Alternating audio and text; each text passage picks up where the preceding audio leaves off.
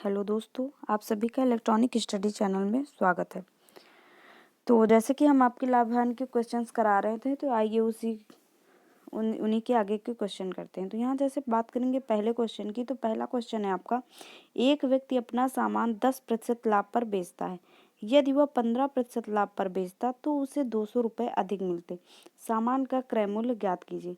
अगर वह 15% लाभ पर बेचता तो उसे 200 रुपये अधिक मिलते। तो वो जो ये 15% लाभ और 10% को जब हम घटाएंगे तो जो आएगा आपका जितना प्रतिशत बचेगा वो उसका मान आपको दिया हुआ है 200। तो हम यहाँ से ये ट्रिक अपनाएंगे, यहाँ से 15% और 10% को घटाएंगे तो आपका आ जाएगा 5%। तो 5% की वैल्यू यहाँ आपको दी हुई है 200 रुपये। तो यहाँ 5% बराबर 200 हो गया। तो हमको क्रय मूल्य निकालना है सामान का। तो सामान का क्रय मूल्य मतलब कि 100% का मान निकालना है। तो यहाँ पर हम 5% हमको दिया है 200 रुपये, तो हमको 100% निकालना है। तो 100% निकालेंगे तो ये आपका हो जाएगा 200/5 × 100। 5 से इसको काटेंगे तो ये 20 बार जाएगा, तो 20 × 200 करेंगे तो आपका आ जाएगा 4000। तो जो क्रय मूल्य आपका निकल के आएगा वो आपका 4000 हो जाएगा। इसके बाद बात करते हैं नेक्स्ट क्वेश्चन की। तो नेक्स्ट क्वेश्चन है आपका, यह नेक्स्ट क्वेश्चन है आपका कि महेश ने एक घड़ी 10% हानि पर बेचा। यदि उसे वह महेश ने एक घड़ी 10% हानि पर बेचा। अगर उसे वह 5% हानि पर बेचता तो उसे 60 रुपये अधिक मिलते। अगर ये हानि और हानि दोनों में एक ही वो हो, जैसे कि लाभ या लाभ हो रहा हो या हानि हो रही हो, तो जो आपके परसेंट में ये होता है, जैसे 10% और 5% की हानि हो रही है, तो यहाँ से हम इन दोनों को आपस में घटा देंगे। तो यहाँ से 10 में 5 घटाएंगे तो आपका 5% हो जाएगा। और जब 5% हो जाएगा तो ये जो आपकी वैल्यू दी हुई है यहाँ पर वो 5% की हो जाएगी। तो मतलब 5% यहाँ पर हो जाएगा आपका 60। फिर उसके बाद यहाँ हमसे फिर यही पूछा है कितने रुपए में खरीदा, मतलब कि उसमें घड़ी का क्रय मूल्य ही पूछा है। तो क्रय मूल्य निकालेंगे हम तो आपका हो जाएगा 5% बराबर 60। तो इसमें से हमको 100% की वैल्यू निकालनी है। तो 100% की वैल्यू निकालेंगे तो ये आपका हो जाएगा 60/5 × 100। 5 से इसको काटेंगे तो ये 12 बार जाएगा, और 12 × 100 करेंगे तो आपका हो जाएगा 1200। तो इस क्वेश्चन का आंसर आपका 1200 हो जाएगा। मतलब कि महेश ने घड़ी जो आप खरीदी थी वो 1200 रुपये में खरीदी थी। इसके बाद बात करते हैं नेक्स्ट क्वेश्चन की। तो नेक्स्ट क्वेश्चन है आपका कि राम और रहीम समान मूल्य पर एक एक गाय खरीदे। राम ने अपनी गाय 20% लाभ तथा रहीम ने अपनी गाय 25% हानि पर बेच दिया। यदि राम रहीम से 4500 रुपये अधिक पाया हो तो प्रत्येक गाय का क्रय मूल्य ज्ञात करें। तो यहाँ पर देखेंगे आप, तो एक में लाभ का बोला है और एक में हानि का बोला है। तो यहाँ पर अदर चीज़ें हैं, इसलिए हम इन दोनों को जोड़ देंगे। जो दोनों को परसेंट को जोड़ेंगे तो उसकी वैल्यू जो आपको दी है वो ये दी हुई है कि 4500 रुपये अधिक मिलते हैं। तो यहाँ पर हम 20 में से जब 25 जोड़ेंगे तो आपका हो जाएगा 45। तो यहाँ से 45% की वैल्यू आपको दी हुई है 4500। तो हमको फिर से क्रय मूल्य ज्ञात करना है, तो हम 100% की वैल्यू निकालेंगे। तो 45% बराबर आपका हो जाएगा 4500। तो 100% बराबर आपका हो जाएगा 4500/45 × 100। तो 45 से 4500 कटेगा तो ये आपका 100 हो जाएगा, और 100 से 100 को मल्टीप्लाई करेंगे तो आपका 10,000 आ जाएगा। मतलब जो क्रय मूल्य आपका निकल के आया है वो आपका 10,000 हो जाएगा। इसके बाद बात करते हैं नेक्स्ट क्वेश्चन की। तो नेक्स्ट क्वेश्चन है आपका कि एक व्यक्ति दो वस्तुएं एक ही मूल्य पर बेचता है। पहली वस्तु पर उसे 20% का लाभ तथा दूसरी वस्तु पर 25% का लाभ हुआ। यदि पहली वस्तु का लागत मूल्य 10,000 रुपये हो तो दूसरी वस्तु का क्रय मूल्य बताइए।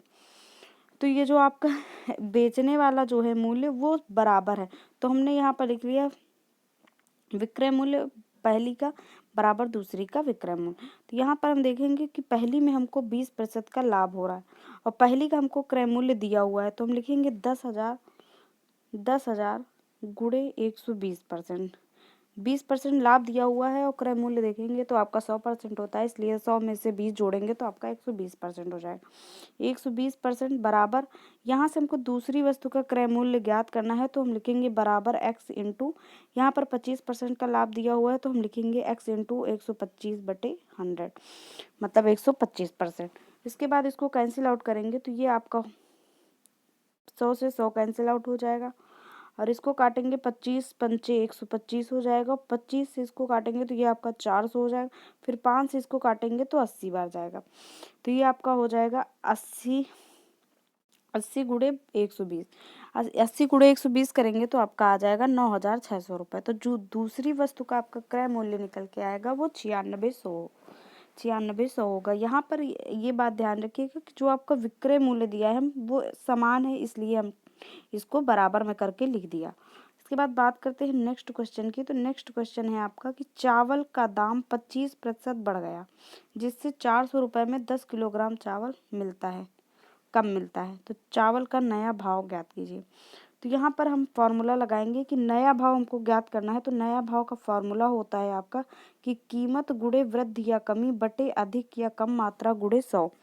तो यहाँ पर आप देखेंगे कि नया भाव हमको निकालना है। तो यहाँ पर देखेंगे कीमत आपकी दी हुई है 400 रुपये, गुणे वृद्धि परसेंट में वृद्धि या कमी। तो परसेंट में वृद्धि या कमी आपकी दी हुई है 25। तो यहाँ हमने लिखी है 400 गुणे 25।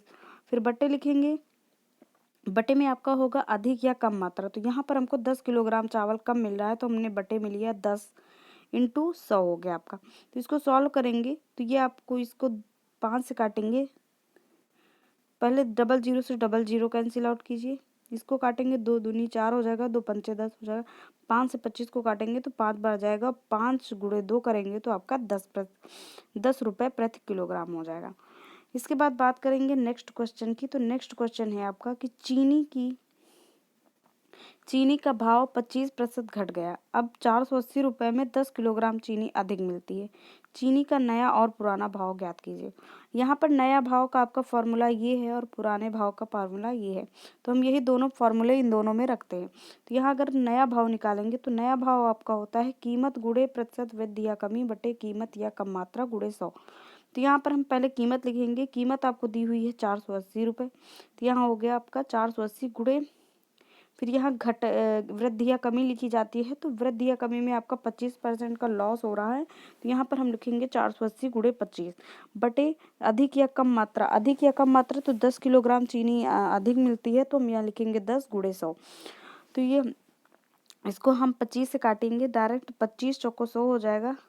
फिर 1 जीरो से ये जीरो कटेगा, 4 से इसको काटेंगे तो ये 12 बार जाएगा।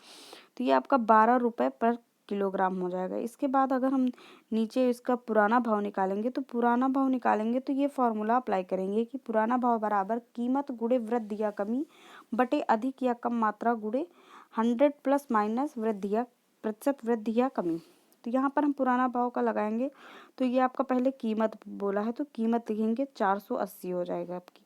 उसके बाद बोला है कि वृद्धि या कमी, तो वृद्धि या कमी में आपके देखेंगे कि 25% घट रही है। तो यहाँ पर आपका हो जाएगा 25। फिर बटे आपका हो जाएगा का अधिक या कम मात्रा। तो यहाँ पर 10 किलोग्राम चीनी अधिक मिल रही है तो बटे में 10 हो जाएगा गुणे। फिर उसके बाद लिखा है 100 प्लस माइनस वृद्धि या कमी। तो यहाँ पर कमी हो रही है इसलिए हम 100 माइनस 25 करेंगे। अगर यहाँ पर वृद्धि हो रही होती तो हम 100 प्लस 25 करते, लेकिन यहाँ पर कमी हो रही है इसलिए हमने यहाँ पर 100 माइनस 25 लिखा। उसके बाद इसको सॉल्व करेंगे तो ये आपका हो जाएगा 480 गुणे 25 बटे 10 गुणे 75। 100 में से 25 जब घटाएंगे तो आपका 75 आ जाएगा। 25 से 75 काटेंगे तो ये 3 बार जाएगा। 1 जीरो से 1 जीरो कैंसिल आउट हो जाएगा। 3 से 48 को काटेंगे तो ये 16 बार जाएगा। तो ये 16 रुपये पर केजी आ जाएगा इसका पुराना भाव। इसके बाद बात करेंगे नेक्स्ट क्वेश्चन की। तो नेक्स्ट क्वेश्चन है आपका कि एक व्यक्ति ने दो घड़ियां रुपये 1500 में खरीद कर एक को 12% लाभ पर तथा दूसरी को 18% लाभ पर बेच दिया, जिससे उसे कुल 15% का लाभ हुआ। घड़ियों का अलग अलग क्रय मूल्य ज्ञात कीजिए। यहाँ पर हमको जहाँ पर आपको 2% में कोई वैल्यू दी हुई, 2% दिए हों और दोनों का प्रतिशत एक ही में दिया हो तो आप रेशियो की ट्रिक अपनाइएगा। तो यहाँ पर हम देखेंगे कि पहली घड़ी पर हमको 12% का लाभ होता है तो हमने यहाँ लिख लिया 12%। फिर दूसरी घड़ी में देखेंगे तो 18% का लाभ दिया है तो यहाँ 18 लिख लेंगे। फिर उसे कुल पर दोनों पर मतलब 15% का लाभ हुआ तो हम दोनों पर लिख लेंगे 15% का लाभ हुआ। फिर उसके बाद इनको तिर्यक करके घटाएंगे तो यहाँ 18 में 15 घटेगा तो आपका 3 आ जाएगा। 15 में 12 घटेगा तो 3 आ जाएगा। मतलब 3% रेशियो 3%। तो ये दोनों के क्रय मूल्य में अनुपात आया तो अनुपातिक योग निकलेगा इसका 1 + 1 = 2।